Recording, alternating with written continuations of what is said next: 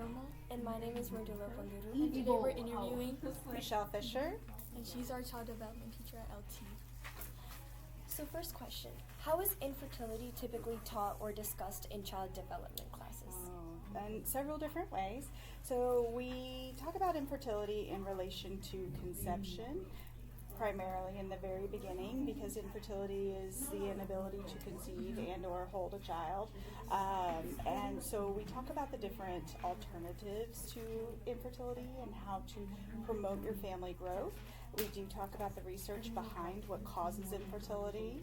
We talk about the treatments also, and that we primarily do that in the first semester. We spend a very large chunk of first semester talking about the whole process of developing a family and a child and a fetus, and so infertility is very important.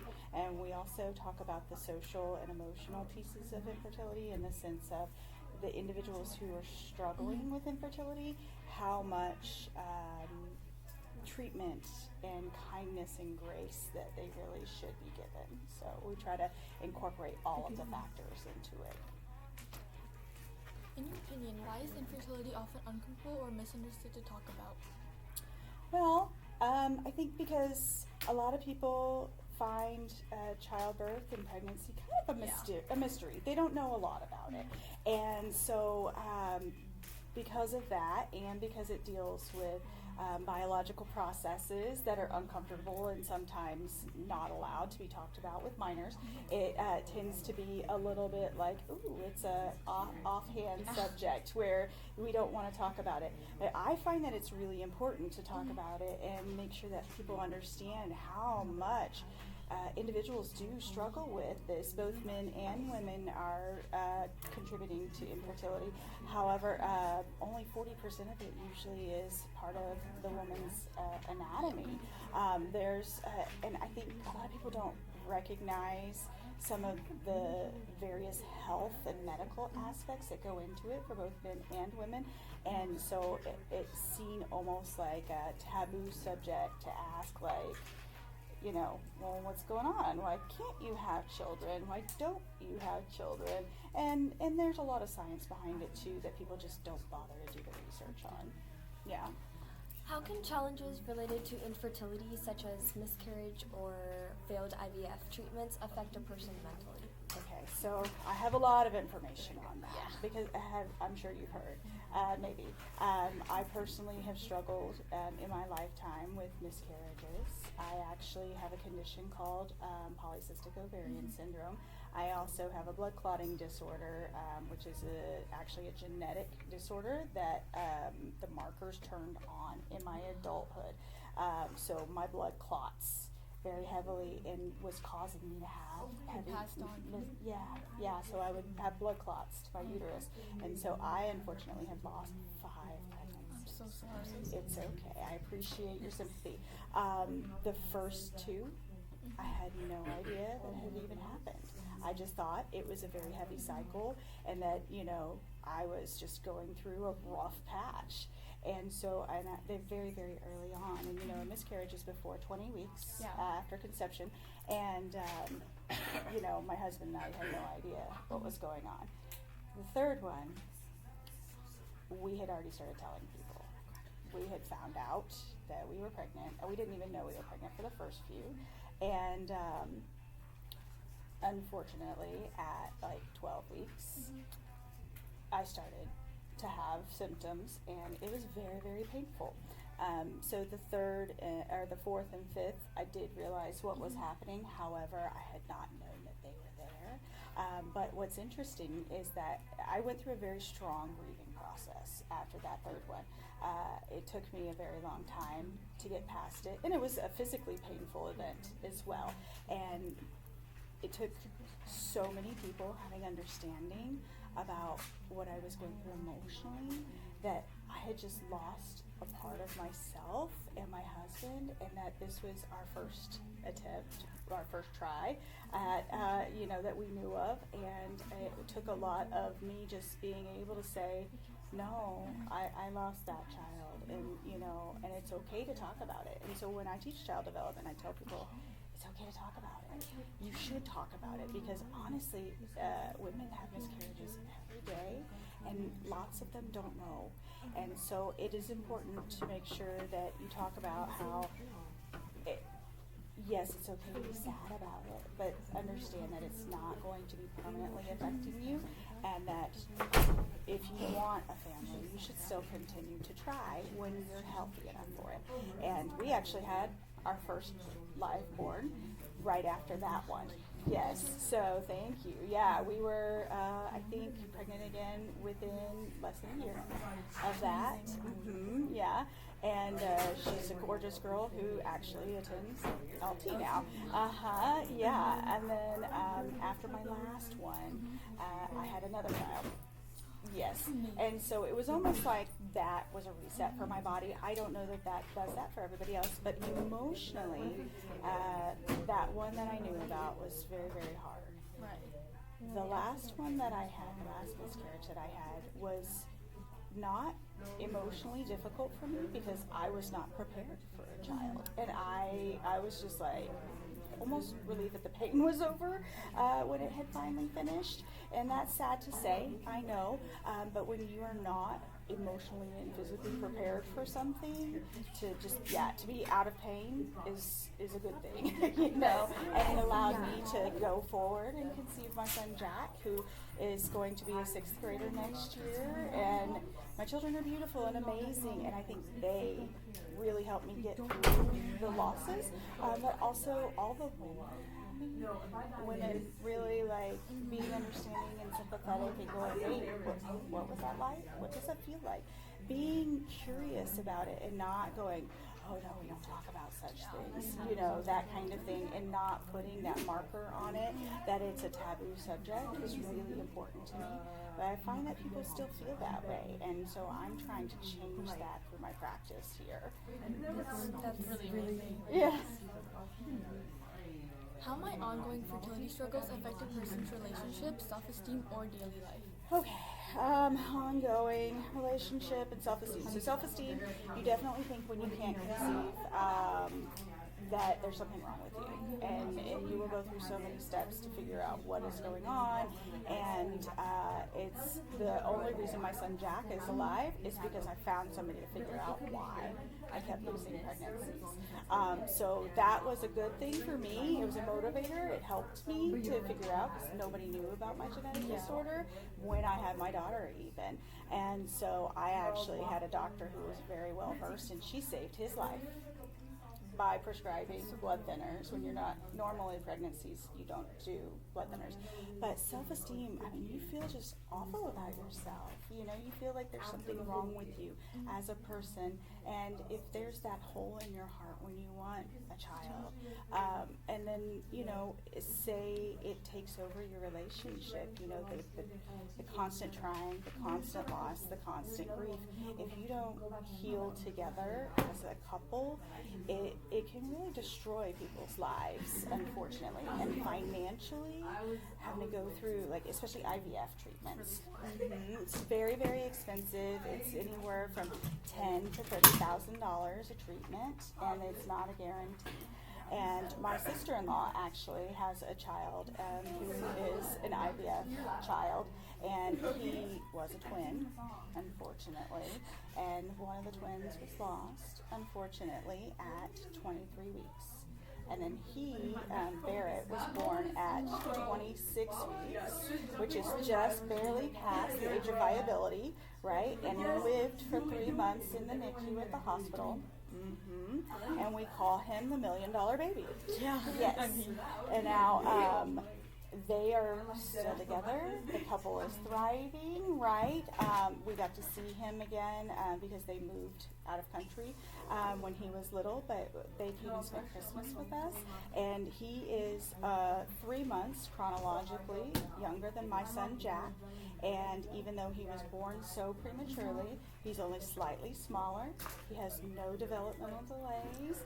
He's very intelligent, and they both really got along famously, and it was wonderful to see cousins play like that. Yeah, so success stories, that can really secure couples connection to each other. But they have to both be on the same page. You really have to talk about the finance piece of it, because they will sadly be in medical debt probably for the rest of their lives. But they have this wonderful baby boy. Right, and I have so many friends who have gone through that process. A lot of women have to go through this process now, but it's about 40% biological things that could be taken care of in the anatomy or treated in the anatomy, and then it's about 40% of the men have stuff with their anatomy and stuff, and then the rest of it in the middle is stress, neurotransmitters, hormones, all of that really impacts how you are.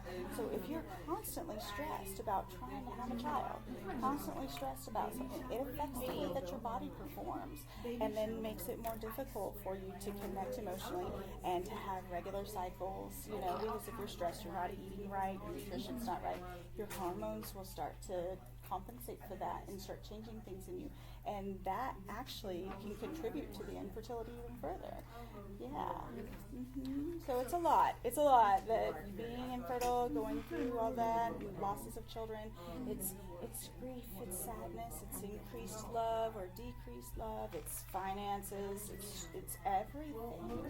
So you really have to be like mind, body, and soul when it comes to the process of trying to have children, especially when it's a struggle like that.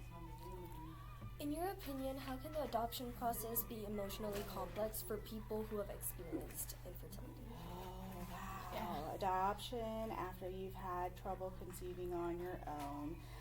So these are the individuals who just really want to be parents, and I love them so much. I think anybody who is willing to adopt a child and go through that process is just a saint, really, because the adoption process, they go through your entire life. So there's no licensing to have a child on your own, right? The only thing they ever check is, do you have a car seat if you're coming out of the hospital, right? And if you're a good enough parent, nobody checks on you again, really.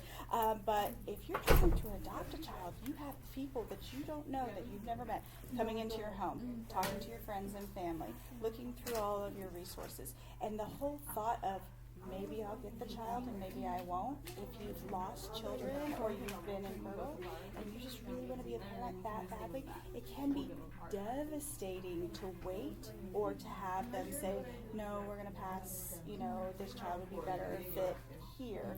And the adoption process can go that way, right? It can be very much we're looking at multiple families for this child, and we're going to place the child in the best suited home. And maybe a couple who's experienced a lot of loss and who is still going through grief and stuff like that, they may not be the best fit for like an older child. And that's the other thing, is a lot of people who have gone through loss and the IVF treatments and infertility, they're looking for babies, right? And that's only a small percentage of the adoptable children in the country currently that go through like the normal legal means. It's a small percentage. The majority of the children who are in the system who are up for adoption are, late elementary through high school even, looking for, permanent families to live with and looking for parents. And even if you are that person who's open to adopting them, that's a struggle also, because they've already developed their own environmental influences, their own socialization, and so you and they have to learn a whole new system of life. As where if you were to adopt a baby, they don't know any different, and you can just be like, you fit with us. And an adopted child who's older, who's cognizant of what their former situation used to be, might not ease into it as easily. You know what I mean? And so, but it is, adoption is a wonderful process if you make it through. If you don't make it through, it's expensive and it's personally invasive, and so for some people don't like their privacy invaded like that, and I find that can be very difficult for them as well. What is one important thing you wish students understood about infertility and the stress it can cause? Oh, well, one thing that I wish everybody understood, and the stress it can cause, that, infertility can happen to anybody. And it does not mean that there's something wrong with you as far as you're a lesser person. And I want everybody to know that. I don't want anybody to think that they're a lesser person because they're having trouble. But I also want to make sure that anybody who is experiencing issues with infertility and that sort of thing, that they have made their plans and that they recognize and understand and try to figure out what is going on with them. But also seek treatment like mental therapy, talk therapy, and be okay with talking about what they're going through, because there's so many other people who are experiencing that, and there is no reason for you to feel less on yourself and that extreme increased stress in addition to the stress you're already going through. So it's okay to talk about it. That's what I really want people to know. Talk about it, but always have a plan. And some people have like different family situations. Like some of them, their parents might be like pressuring them when they don't have the support that they need. I had that. So, yeah, a lot of people face that, and I feel like that can be like places strain on like not just your like spouse, but like everybody It else. absolutely does. My husband and I actually had been together for a very long time. We took a long time getting married, and then after we got married, I said, you know, I'm not ready yet. I was still in college, or actually we got married right after college was done. But I wanted to travel. I wanted to develop a career, and my mom and dad are both over there going, "Where's our grandbabies?" And I'm like, but I'm like still in my 20s, and I'm traveling a lot, and I'm making my money and buying a house. Like, why are you harassing me? Don't you want me to grow up first? And in their minds, because they had me very young, and you know, my parents were too young, and they will admit that to me. But they were so eager for grandchildren, and I was like, look, you've got other kids. Like, look to them. Go talk to them. You know, let them have grandchildren for you. But we waited, and we made sure that we were ready. And you know, my body, of course, did assist that process a little bit. But you know, for us, my husband and I took the time to recover and did not allow my parents to be pushy about it. And in fact, my mom, who was the most adamant that she get grandchildren, was one of the most sympathetic and supportive, and came and sat with me anytime I asked her to. And you know, it was actually strengthening with my relationship with my mother. It was really interesting, but it did not lessen her desire for grandchildren. And then when my daughter was born, she was the first girl.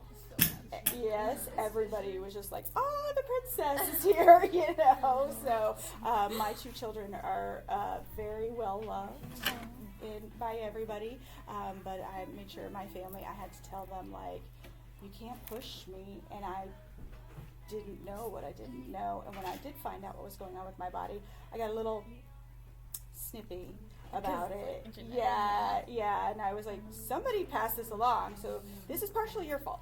Right. Yeah. So, Can I have a Yeah. Do you have more questions for me? No, that's it. Okay. Thank you Okay, so thank much. you so much. You're welcome.